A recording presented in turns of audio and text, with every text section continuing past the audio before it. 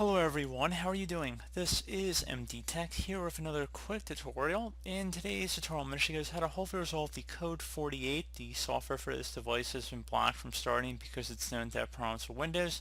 Contact the hardware vendor for a new driver. So this should hopefully be a fairly straightforward tutorial, and without further ado, let's go ahead and jump right into it. So we're going to go and start by opening up the Start menu.